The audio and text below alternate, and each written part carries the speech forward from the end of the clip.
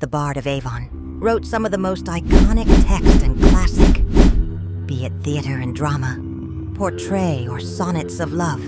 I wrote something about it all, and here we mention in this poem, all the world's a stage, and all the men and women merely prayers they have their exit and their entrance, and one man and woman, his or her time, plays many parts. An amazing quote about the changing nature of life is one will forever be iconic. So don't forget to breathe and pray, and knowing that dreams come true to be or not to, that is the question. One of the most powerful questions that you can ask yourself.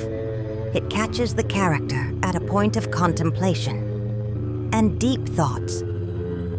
Hamlet, the soul of your heart, is this a crown, which I see before me?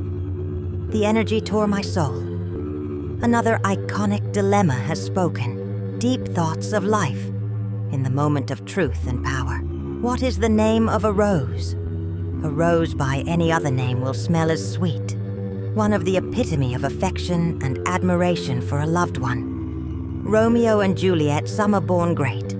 Some achieve greatness, and some have greatness thrust upon them. This one will forever stay iconic for its reverence, and the message to 12th Nights, how sharper than a serpent tooth it is to have a stainless child.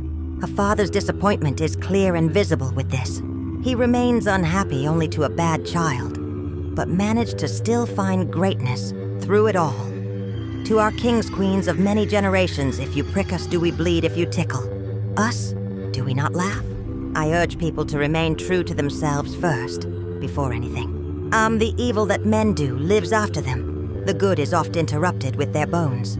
What remains with you and your image when life or dead is portrayed in this video? Our bodies are our garden, to which our wills are gardeners, and the harmony between the body, health, and our actions.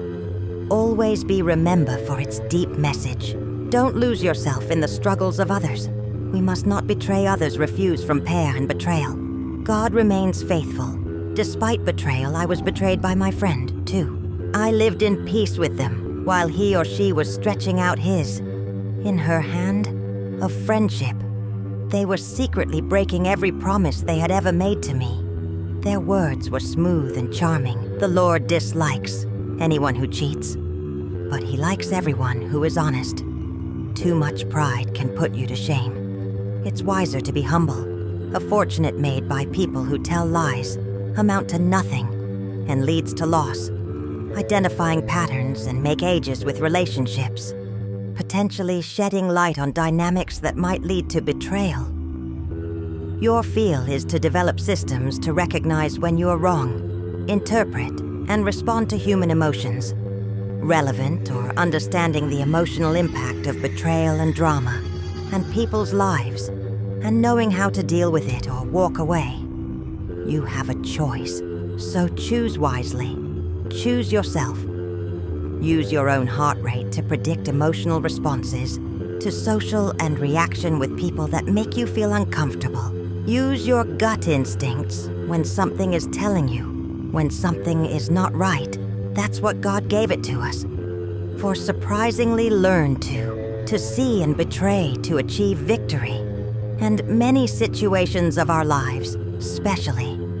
When you have a kind spirit, a kind soul, you tend to draw these type of people towards you. I'm trying to explain to you how to deal with it without being harsh, which can be applied to analyzing how betrayal and drama are portrayed, and literature, bullying, and social media, and the need of reconciliation through forgiveness and reliance on God's justice, and help Jesus himself fault the devastation that will come to those who portray others, starting with, would be better for them to face a terrible loneliness than the consequences of their actions.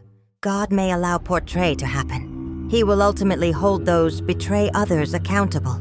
God, 'cause his chosen, wants his followers to forgive those who have wronged them, as forgiveness is essential for both personal healing and reconciliation individuals, to return to God for comfort and strength in times of betrayal.